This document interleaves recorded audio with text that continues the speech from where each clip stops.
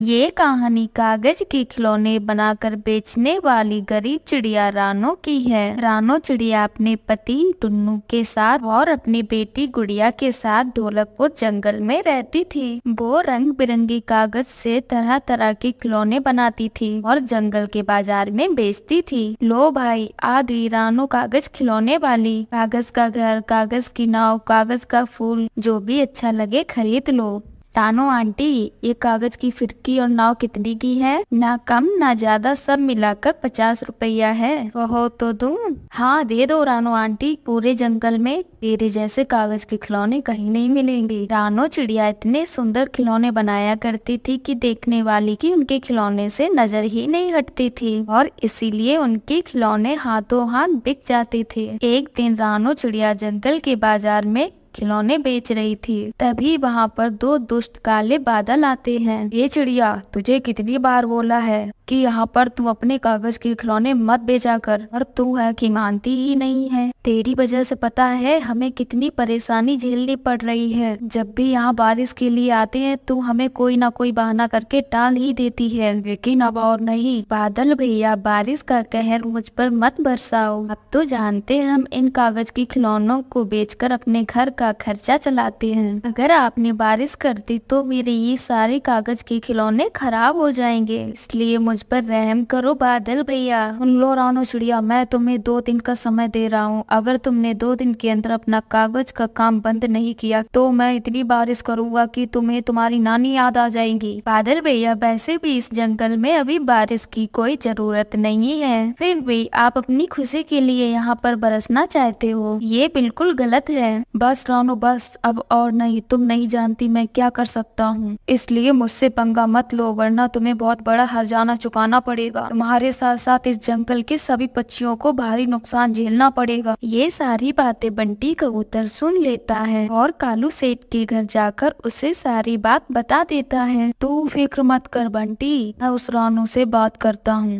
वैसे भी उसके पति पर बहुत कर्जा है मेरा, वो मेरी बात नहीं टालेगी। आज चल मेरे साथ उसके घर। इतना कहकर कालू सेठ और बंटी कबूतर वो चिड़िया के घर जाते हैं। अरे सेठ जी आप। और रानो, अगर तुझे यहाँ रहना है तो ये कागज के खिलौने बनाना बंद कर दे, ना मैं तेरे घर को आग लगा दूंगा। तेरी वजह से इस जंगल में बारिश नहीं हो पा रही है और इस जंगल से बाहर फेंकवा दूंगा। इतना कहकर वो दोनों रानो चिड़िया के घर से चले जाते हैं। वहीं पर रानो चिड़िया डरने की बजाय उसका विरोध करने पर उतर आती है और अपने पति टुन्नू चिड़ा से कहती है, हम क्या इसकी बाप का खाते हैं जो उसकी धमकी से डरे। मैं ये कागज के खिलौने बनाना बंद नहीं करूंगी। नहीं नहीं रानो, मान जाओ तुम, ये कागज के खिलौने बनाना बंद कर दो, वरना हम दुष्ट काले बादल और कालू सेठ का कहर बर्दाश्त नहीं कर पाएंगे। चिंता मत करिए, कुछ नहीं कर पाएगा वो कालू सेठ। डाक मना करने पर भी रानो चिड़िया कागज के खिलौने बेचना बंद नहीं करती।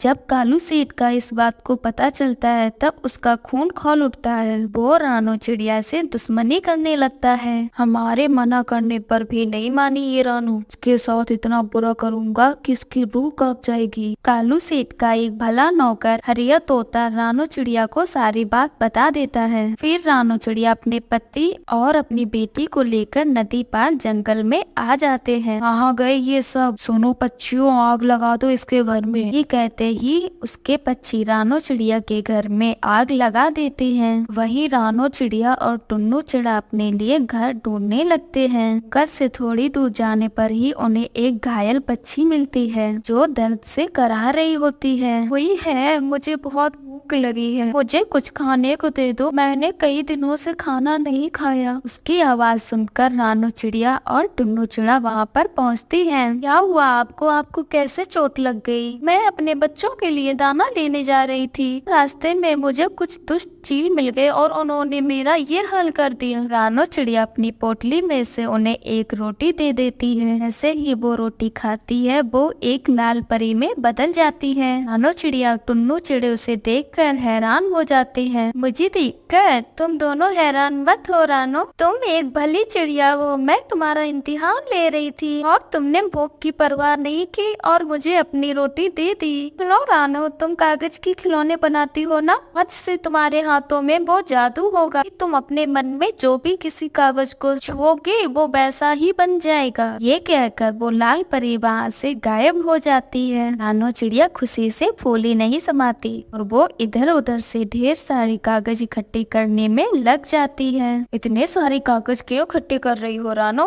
से हम अपना घर बनाएंगे, कागज का आलीशान घर बनाएंगे। यह सुनकर टुन्नू चिड़ा हैरानी में पड़ जाता है और रानो चिड़िया से कहता है, ये क्या पागलपंती सवार हो गया है तुम पे? कागज का घर तो पानी में गल सकता है और आंधी तूफान में तो उसके तो परकच्छे उड़ सकते हैं। आप देखते जाए, ऐसा कुछ भी नहीं होगा। ये कहकर रानो चिड़िया दिन रात कागज के घर बनाने में लगी रहती है और कागज का एक आलीशान घर बना ही लेती है। घर में लगे कागज को छूकर मन ही मन कहती है, ये कागज लोहे से भी मजबूत हो जाए। रानो चिड़िया के इतने कहते ही उसका घर लोहे से भी मजबूत हो जाता है। रानो चिड़िया टुन्नू चिड़े घर को देखकर बहुत खुश हो जाते हैं। कुछ दिन बाद वो दुष्ट काले बादल वहाँ पर आ जाते हैं। सुनो साथियों, ये रहा रानो चिड़िया का कागज का बना घर। इसने हमें इतना परेशान किया है, आज हमें से अच्छा सबक सिखाकर ही रहेंगे। साथियों, तुम्हारे अंदर जितना भी पानी भरा है आज इस जंगल में बरसा दो। उस चिड़िया का बना कागज का घर पानी में बह जाए। फिर अचानक तेज बारिश शुरू हो जाती है